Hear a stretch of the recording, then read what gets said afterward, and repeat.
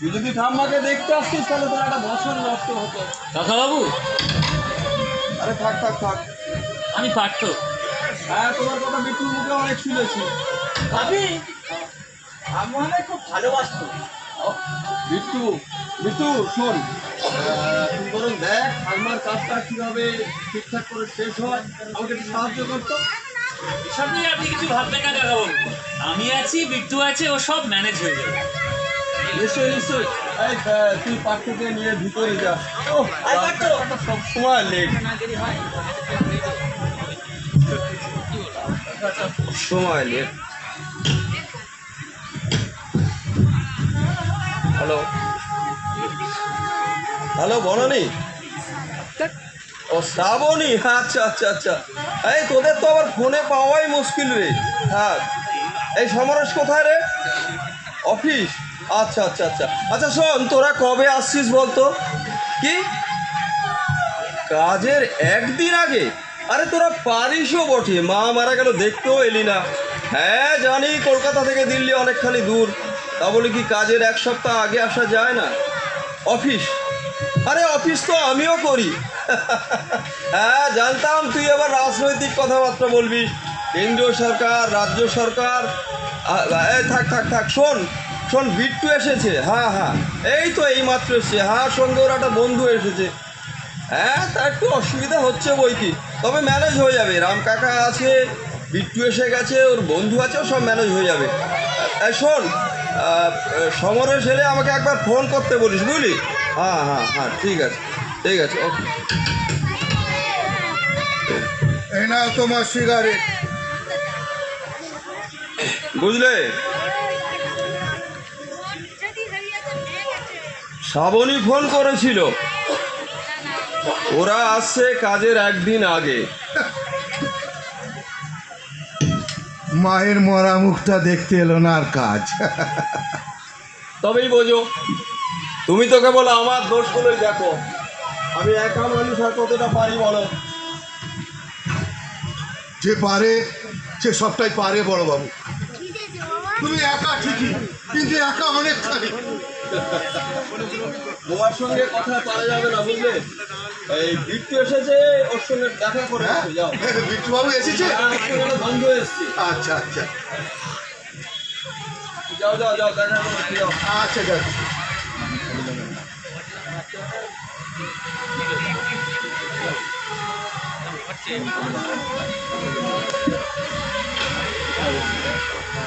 হ্যাঁ, আমি ঘরে।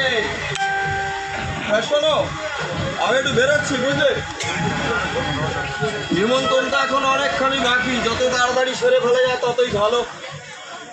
আর যদি কেউ ফোন করে, কোনো ফিরতে দেরি হবে, কাউকে যারা ফোন করে।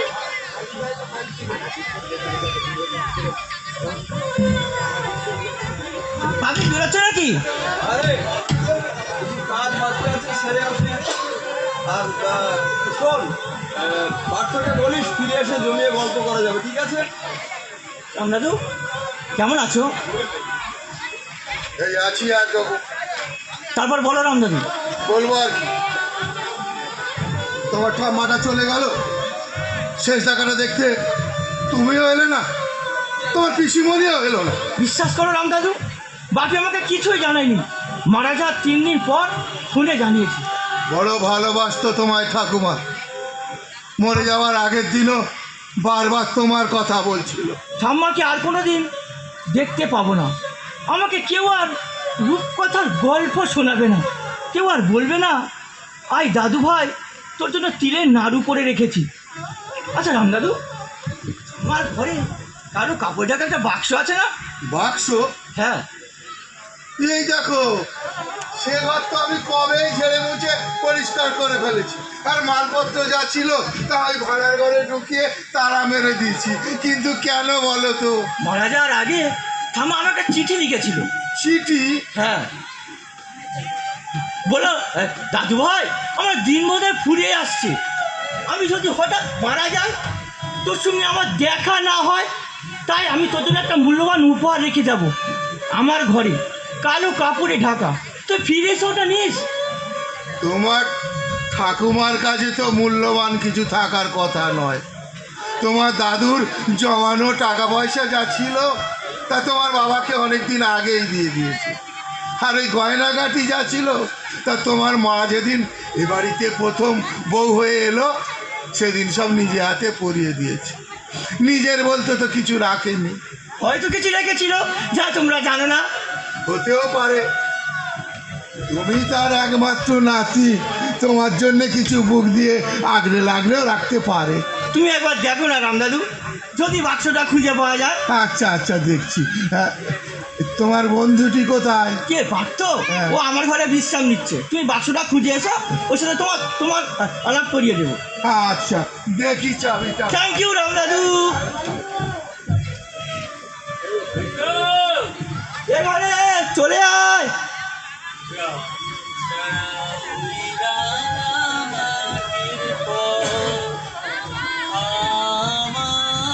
বিশ্রাম করছিলি, উঠলি কেন?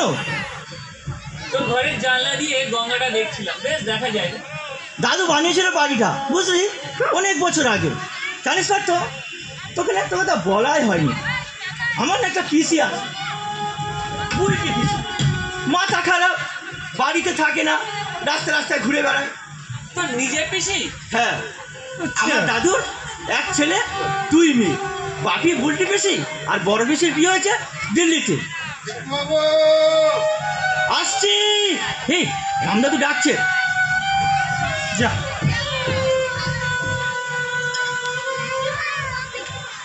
তোমায় গান শোনাবো, তাই তো আমায় জাগিয়ে রাখো।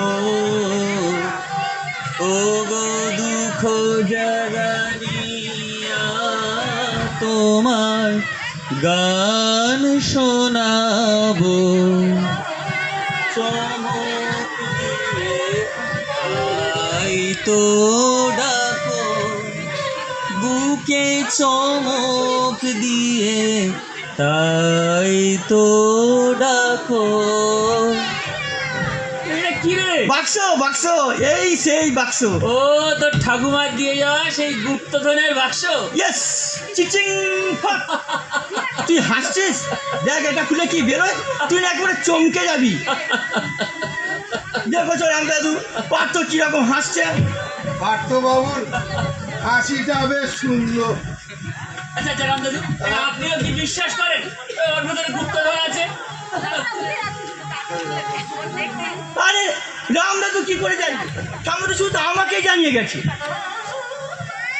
বেশ, খুলে ফেলো তাহলে তোমার গুপ্তধনের বাক্স, দেখাই যাক ঠাকুমা তোমার জন্য কি রেখে গেছেন। খোলো রামদাদু। হ্যাঁ হ্যাঁ, খুলে ফেললেই তো হয়, আর দেরি করে না। বলছো? খুলে ফেলো। বলছো? হ্যাঁ হ্যাঁ, তার আগে একটু ভেবে নেন। অত ভাবাভাবির কি আছে বাবু? আছে আছে, যেমন? যেমন ধরো এই বাক্স থেকে বেরোলো একটা নীল রঙের হিরে, যার মূল্য 50 লক্ষ টাকা। 50 লক্ষ টাকা? এই হিসেবটা ঠিক হলো তো রামদাদু? আমি বাবু মুখ্য সূক্ষ্ম মানুষ, অত হিসেব বুঝবো না। দূর, তোমরা আমার সব ভাবনা চিন্তাগুলোকে গুলিয়ে দিচ্ছ। আরে বাবা, ধরাই যাক না, কোন এক রূপকথা রানীর গলায় গজমতি হাড়ের মাঝখানে সেই যেতে মূল্যবান হিরে, কোন এক কারণে হাত ঘুরতে ঘুরতে এসে পড়লো আমার ঠাম্মার কাছে। ঠাম্মা ভেবে দেখলো এটা কাকে দেওয়া যায়, তার একমাত্র নাতি শ্রীমান বিট্টু মহারাজ ছাড়া। তা নয় হলো বিট্টু বাবু, কিন্তু ওটা নিয়ে তুমি কি করবে? আমি ভাবো বন্ধু, ভাবো, ভেবে যাও। মামনিকে একবার ফোন করা যাক। এবার তোমার মাকে জ্বালাবে। হ্যালো মামনি। ওরে হ্যাঁ রে বাবা, হ্যাঁ ঠিকঠাক পৌঁছে গেছি। এই শোনো না, শোনো শোনো, তোমাকে একটা কথা বলেছিলাম না, যে ঠাম্মা আমার জন্য একটা মূল্যবান উপহার রেখে গেছে। আরে না রে বাবা না, এখনো খুলে দেখিনি। যদি খুলে দেখি একটা নীল রঙের হিরে, তাহলে যা বাবা, ওটা ঠাম্মা আমাকে নিয়ে গেছে, তুমি তোমার হাড়ের লোকেতে বসে যাবে মানে? যেমন মা তার তেমনি ছেলে। তারপর বলো পার্থবাবু, তোমার বাড়ি থেকে কে আছে বলো? আছে, বাবা আছে, আর একজন ছিল, এখন নেই। কে এসে? আমার দাদু ছিল কেন বলছো? কোথায় গেছে তোমার দাদু? গেছে না, পাঠিয়ে দেওয়া আছে বৃদ্ধাশ্রম। বৃদ্ধাশ্রমে? তোমার বাবা মা চায় তোমার দাদুকে দেখতে? না, কিন্তু আমি চাই সেই নিঃস্ব মানুষটাকে একটু দেখতে, তাকে একটু সঙ্গ দিতে। আমি প্রায়শই ছুটে চলে যাই ওল্ড এজ হোমে, দেখি দাদুর মতো কত মানুষ শূন্য চাউনিতে বসে আছে বারান্দার চেয়ারে। কি অসহায়, কি ঠান্ডা সেই বেঁচে থাকা। আশ্চর্য কি জানো রাম দাদু, স্বার্থপর সন্তানেরা তাদের বৃদ্ধ বাবা মায়েদের বৃদ্ধাশ্রমে পাঠিয়ে দেয়, অথচ সেই স্বার্থপর সন্তানদের একটা চিঠির জন্য তারা অধীর আগ্রহে অপেক্ষা করে। আমি গেলে দাদু কে বলি বাবার কথা জিজ্ঞাসা করে, কেমন আছে, ঠিকমতো অফিস যাচ্ছে, শরীর খারাপ করেনি। আমি মাঝে সাঝে ভীষণ বিরক্ত হয়ে উঠি, ভীষণ। আমি বলি, দাদু, যে সন্তানকে তুমি এত ভালোবাসো তাকে কেন কিছু বললে না? কেন কোনো কথা না বলে তুমি চলে এলে? কেন বললে না? তুই যেমন আজ আমায় একা করে দিচ্ছিস, ঠিক তেমনি তোর একমাত্র সন্তান যেদিন তোকে দূরে ঠেলে দেবে, তুই বলতে পারবি আমি তোদের ছেড়ে যাব না পার্থ, আমি তোদের সঙ্গে থাকবো। একা থাকা যে বড় কষ্টের। কি করে বলবে তোমার দাদু? সে সাহস দাদু ঠাকুমারা হারিয়ে ফেলেছে পার্থবাবু। যদি তোমার বাবা মা আরো কঠিন কোনো শাস্তি দেয়, ওই বৃদ্ধাশ্রমের চেয়েও কঠিন কোনো শাস্তি, আরো কঠিন কোনো শাস্তি। ওকে আমি না মেনেই নিলাম। আমার ঠাম্মার আশ্চর্য মূল্যবান হিরেটা তোমার হাতের লকেটে স্থান পাবে। আমি তো ছাড়ছি, বাই মামনি। তাহলে রামদাদু ধরা করে বাক্সটা খুলে ফেলা যায়। হ্যাঁ, দেরি করে আনলাম। যা বাবা, তালা রামদাদু, এর চাবি? এর চাবি তো আমার কাছে থাকে না, তোমার পাপি মামনি কেউ বলতে পারবে। তার মানে বাপি মামনি না আসা পর্যন্ত আমাকে এখানে অপেক্ষা করতে হবে? ও গড! আচ্ছা দাঁড়াও, দেখছি তোমার ঠাকুমার ঘরে কোনো চাবির গোছা পায় কিনা। আচ্ছা বিট্টু, আজকালকার বাবা মায়েরা তাদের বৃদ্ধ বাবা মায়েদের ওল্ড এজ হোমে পাঠিয়ে দেওয়ার চাইতেও কঠিন কোনো শাস্তি দিতে পারে? মানে আরো কঠিন কোনো শাস্তি? আরে ওল্ড এজ হোম তো একটা মৃত্যু উপত্যকা, তার চেয়ে কোনো কঠিন শাস্তি হয় নাকি? নিশ্চয়ই পারে, নিশ্চয়ই হয়। তাহলে রামদাদু কেন বলবে সেই কঠিন শাস্তির কথা? আরে দূর, রামদাদু বলেছি। আরে রামদাদু তো সারাটি জীবন আমাদের বাড়িতেই কাটিয়ে দিল। তাছাড়া তুই তো জানিস আমার বাপি মামনি আমাকে নিজের কাছে রেখেছিল, খুব ভালোবাসতো আমার ঠাম্মাকে। সত্যি বিট্টু, আমার বাবা মা যদি তোর বাবা মায়ের মতো হতো, তাহলে আমার দাদুটাকে ওই ঠান্ডা বাড়িটাতে চলে যেতে হতো না রে। এই পৃথিবীটা অন্যরকম হতো, বেঁচে থাকাটা আরো অনেক সুখের হতো রে।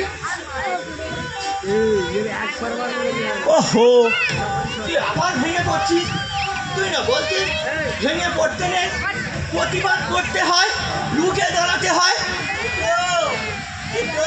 কে? আমি চন্দন। আরে চন্দন, ভেতরে আয়। কেমন আছিস ভাই? ভালো, আয় আলাপ করিয়ে দিই। আমার বন্ধু পার্থ, আমরা এক হোস্টেলে থাকি। আর পার্থ এই আমার সেই ছোট্টবেলার বন্ধু চন্দন। তোমার কথা অনেক শুনেছি। তুমি তো সেই গান পাগল চন্দন, যে বলে একটা গান একটা দেশকে ওলট পালট করে দিতে পারে। একটা গান হাজার হাজার মানুষের কণ্ঠস্বরকে থামিয়ে দিতে পারে। গান পারে যা, তা তুমি পারো না, আমি পারি না। তুমি তো সেই চন্দন। হ্যাঁ, আমি সেই গন্ধহীন চন্দন। তুমি যদি গন্ধহীন হতো তাহলে তোমাকে খুঁজে পাওয়াই মুশকিল হতো। তুমি আমার দাদুর মতো আশ্চর্য গানের মানুষ। তোমার দাদু বুঝি খুব গান ভালোবাসে? কিশোর, হ্যাঁ রে, নেশার কারখানা কি বন্ধ হয়ে গেছে? হ্যাঁ রে, কি করছিস এখন? কিচ্ছু না, এই দিন যেমন থেমে নেই, রাত যেমন চলমান, ঠিক তেমনিভাবেই চলে যাচ্ছে। যদি দিন থেমে যেত, রাত নামতো না, কিংবা রাত নামতো, দিন আসতো না, তাহলে একদিন আমরা সবাই থেমে যেতাম। পাগলামি ছাড়, আমি কি করছিস বলতো? বই বিক্রি করি বন্ধু, গানের বই, চলমান জীবনের গান, আমার দিলের কামরা। তুই হকারি করিস? করে বসে আছে। জানবার তো আমরা যখন ছোটবেলায় শুনে যেতাম, স্কুল শুরুর আগে আমাদের একটা প্রার্থনা করতে হতো। এমন দেশটি কোথাও খুঁজে পাবে না কোথাও।